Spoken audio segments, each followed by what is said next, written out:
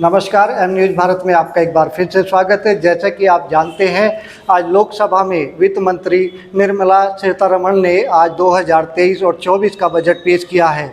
आज इस बजट में किन लोगों को राहत मिली है और किन के लिए बजट भारी रहा है, आइए बात करते हैं। इस बारे में आम जनमानस की क्या राय है, क्या प्रतिक्रिया है। आज का बजट जो पेश हुआ है वो आम आदमी के लिए भी बहुत अच्छा था और सभी के लिए अच्छा था। टैक्स स्लैब के हिसाब से देखे और भी बहुत सारी चीजें हैं। कुल मिला के अब की बार सबसे अच्छा बजट पेश हुआ है। इससे अच्छा बजट पेश नहीं हुआ था। सबको राहत मिली है, आम आदमी से लेके खास आदमी तक को राहत मिली है। आज का बजट बहुत अच्छा रहा है और मध्य वर्ग के लोगों को देखते हुए यह उनके हित के लिए बहुत ही अच्छा रहेगा। आज का बजट बहुत अच्छा रहा है। बजट की वजह से लोगों को बहुत सहायता मिली है। आम आदमी टैक्स की वजह से आजकल लोगों को बहुत राहत मिली है। आज का बजट बहुत अच्छा रहा है, आम आदमी को बहुत राहत मिली है। जैसे कि आप लोगों को पता है, आज बजट पेश हुआ है संसद में और हमारे साथ हैं सहारनपुर में अध्यापिका, तो उनसे पता करेंगे बजट का कैसा रहा और उनकी राय जानेंगे। हमें आपका नाम? Hello everyone, I'm Rumi Mehndi Datta, working as a teacher. Today I have seen budget. It's very average. Government has raised the income tax slab. They are trying to give support to middle class family. राहत देने की कोशिश कर रहे हैं. But as Saharanpur has declared as a smart city, we are not feeling that it's developing like that because delays every work. सभी कामों में देरी हो रही है and we wish and we hope that in upcoming year it will as it has been declared smart city, तो वो smart city के लुक में आ भी जाए और गवर्नमेंट मिडिल क्लास फैमिलीज़ को भी पूरा सपोर्ट करने की कोशिश करे प्रैक्टिकली। Thank you. कुछ चीज़ें राहत दी गई हैं। 3 से 7 लाख तक पर टैक्स नहीं दिया जाएगा और उसके बाद अभी कुछ मोबाइल LED और जैसे कि इलेक्ट्रिक वाहन, उन पे भी इन्होंने सब्सिडी देने का वो करा कि वो भी सस्ते हो सकते हैं। तो आपके लिए क्या आपको ये सपोर्ट करेगा कहीं ना कहीं, बट जो डेली बेसिस की चीज़ें हैं उनमें अगर थोड़ा सा कम किया जाए बजट में तो और थोड़ी सी राहत दी जाए तो ज़्यादा बेहतर है। मोटे जैसे गेहूँ है, बाजरा है, मोटे अनाजों के लिए उन्होंने हब बनाया, हब कि भाई नहीं यहाँ इकट्ठा करेंगे, तो उसके लिए जाएगी सस्ता। आप मानते हैं सस्ता होगा उससे कुछ बात हो सकता है। किसानों के लिए बहुत काम किया जा रहा है, उनको सपोर्ट तो दिया जा रहा है, तो hopefully it will give benefit. हमारे साथ एक और अध्यापिका है और गृहिणी के साथ में और घर के कामकाज भी देखती हैं, बच्चों को भी देखती हैं। इनकी भी राय लेंगे कि आज जब पुराना कैसा लगता है। मैं प्रीति मंगल KLV पब्लिक स्कूल की अध्यापिका आज आपको बजट के बारे में बताना चाहती हूँ। आज जैसे बजट आया है, ये एक एवरेज बजट है। इसमें जैसे LED और फ़ोन, ये चीज़ें क्या हो रही है, ये सस्ती हो गई है, लेकिन हम मिडिल क्लास फैमिली जैसे खाने की चीज़ें, आटा, दाल, चावल, पेट्रोल, ये गेहूँ, ये सब क्या है, इसमें अभी कोई गैस जैसे हमारी आवश्यकता है ना, इसमें क्या है, ये इन चीज़ों को अभी सस्ता नहीं किया गया। ये हमारे लिए अनिवार्य है कि ये चीज़ों को पहले सस्ता किया जाए, तभी हम मिडिल क्लास फैमिली कुछ राहत पा सकती है। बजाज इंटरनेशनल स्कूल की डायरेक्टर सुषमा बजाज जी के साथ और इनसे पूछेंगे आज के बजट के बारे में। आज का जो बजट आया है, जो टैक्स का मामला, वो उसके बारे में पूरी गिनती बारे में बताइए। आप इनकम टैक्स के बारे में जी पूछना चाह रहे हैं? जी, जो आज इनकम टैक्स के बारे में कुछ जगह तो इन लोगों ने अच्छा दिया है, जिसमें कि पहले जो हमारा स्लैब था 0 to 2.5 का नील था, लेकिन इन्होंने हमको उसमें बेनिफिट ये दिया कि 0 to 3 lakhs कर दिया।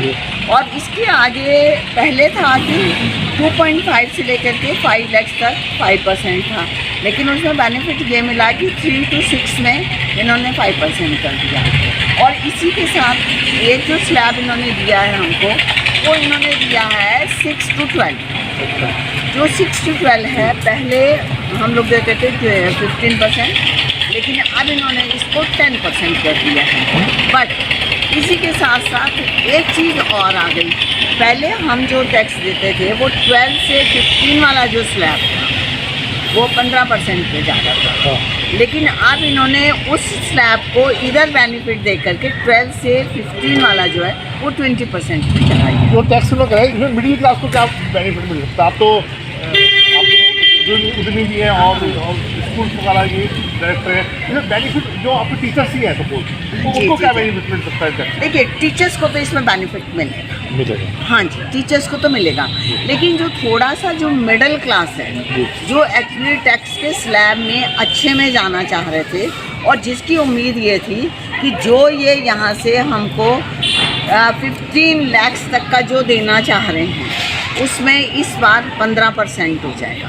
तो लेकिन इन्होंने 9 to 12 में तो कर दिया 10%, वो तो बेनिफिट आ गया, लेकिन 12 to 15 को इन्होंने यहाँ पर ला करके 20% कर दिया, जबकि पहले हम 15% दे रहे थे। तो यहाँ थोड़ा सा प्रॉब्लमेटिक हुआ। अदरवाइज़ उम्मीद ये थी कि इस बार मैक्सिमम लोग जो है ना 12 वाले स्लैब में चले, मतलब 15% वाले स्लैब में चले जाएंगे, जो कि 15 लाख तक था। जो 3 लाख का एक नया स्लैब बन गया ना, 9 to 12 वाला, वो तो अच्छा बना दिया, वो तो 15% का है, लेकिन जो 12 से लेकर के 15 लाख वाला जो बनाया वो स्लैब गलत बना, वो गलत बना, क्योंकि उसमें इन्होंने 20% दे दिया।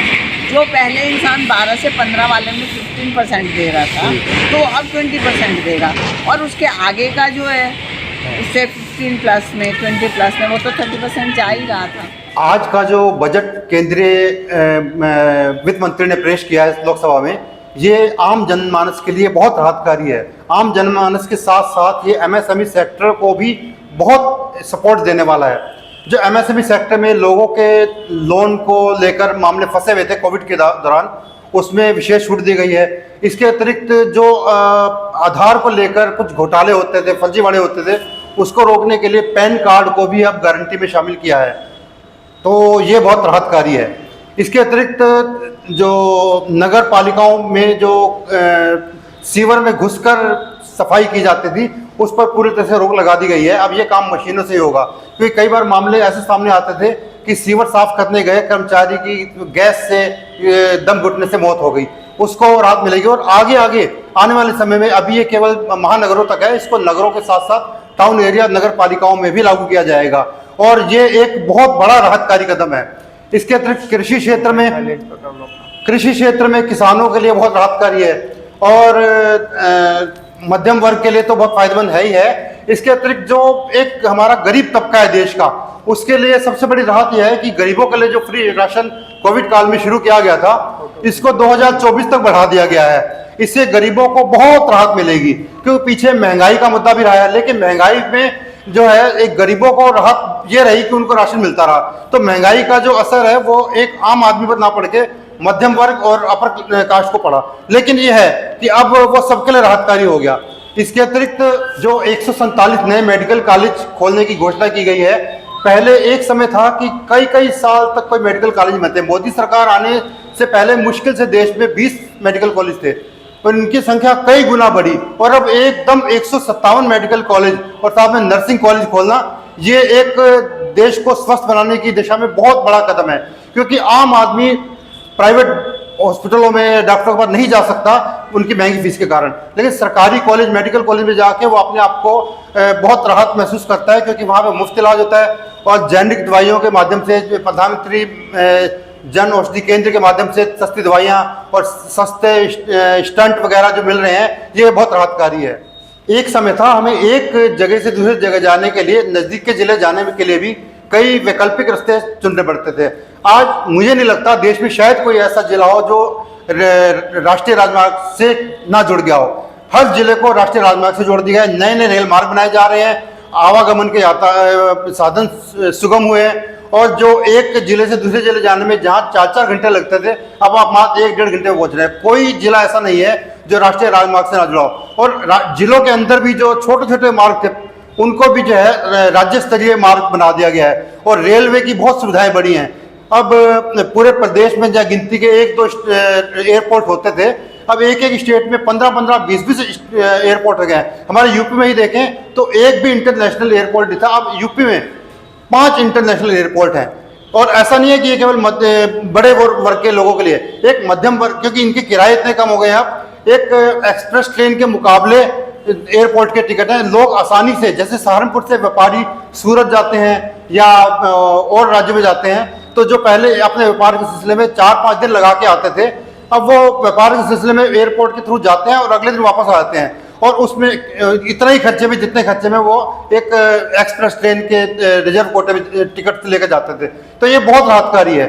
और G20 जो इस समय उसकी अध्यक्षता भारत सरकार के हमारे मोदी जी को मिली है, पूरे विश्व के 20 देशों की, उसके तहत भी जो है ना देश में बहुत कार्य हो रहे हैं, और हमारे देश को जो सोने की चिड़िया दोबारा से बनाने का जो लक्ष्य था, हम उसकी तरफ बढ़ रहे हैं। इस समय हमारे देश की जो अर्थव्यवस्था है, दुनिया में पहले इसका 70-80 की जो मानक थे, अब वो हम तीसरे-चौथे स्थान पर हैं, और पूरी दुनिया इस समय भारत की तरफ देख रही है। और एक्सपोर्ट, जो पहले हमारे इंपोर्ट बहुत होता था, अब एक्सपोर्ट ज़्यादा हो रहा है। इंपोर्ट केवल उन वस्तुओं का है जिसमें अभी हम कुछ हद तक शायद सक्षम नहीं है, लेकिन उसको भी सक्षम बनाने के लिए MSME के माध्यम से बहुत छूट दी जा रही है। मैं खुद फर्नीचर व्यवसाय से जुड़ा हूँ, कुछ चीज़ें ऐसी हैं जो हमारे पास चाइना से आती थी और अब वो इंडिया में बन रही हैं, और वहाँ से बहुत अच्छी और बेहतर क्वालिटी की बन रही हैं। तो देखा जाए तो बहुत राहतकारी बजट है, और देश को जो है अर्थव्यवस्था को ऊंचाइयों पर ले जाने वाला है। ये इसमें कोई संशय नहीं है कि ये बजट जो है मतलब मध्यम वर्ग, लोअर वर्ग, अपर वर्ग, सबके लिए राहतकारी है और देश के भविष्य के लिए बहुत उत्तम है। मोदी सरकार ने आज अपना एक नया बजट पेश किया है, और उसके बजट प्रस्तावों को देखकर मैं उसका हार्दिक स्वागत करना चाहूँगा। मुझे लगता है कि ये सरकार एक निश्चित रोड मैप लेकर आगे बढ़ रही है, और वो लॉन्ग टर्म प्लानिंग है। उसमें छोटे छोटे झुंझुने देने की कोशिश नहीं है जनता को। देश को नया इंफ्रास्ट्रक्चर मिलना चाहिए, ट्रांसपोर्टेशन में, हेल्थ में, एजुकेशन में और एग्रीकल्चर में। ये इस सरकार का प्रयास लग रहा है। जो सैलरीड लोग हैं उनको भी 5 से 7 लाख की इनकम टैक्स में रिबेट बढ़ाई गई है, जो कि अच्छी योजना है, और मैं समझता हूँ कि कुल मिलाकर देश की उन्नति होगी और देश का हम एक बेहतर कल की ओर बढ़ रहे हैं। नमस्कार दोस्तों, मैं न्यूज भारत से सवाजिद वर्मा, जनपद आगरा। आइए हम बात करते हैं। आज हम जनपद आगरा तहसील वहाँ की कस्बा पिनहाट में खड़े हुए हैं, और यहाँ पर मेरे साथ कुछ दर्शक जुड़े हुए हैं, इनसे हम बात करना चाहेंगे। आज जो है माननीय नरेंद्र मोदी जी ने जो बजट पास किया है, इस विषय पर बात करना चाहेंगे।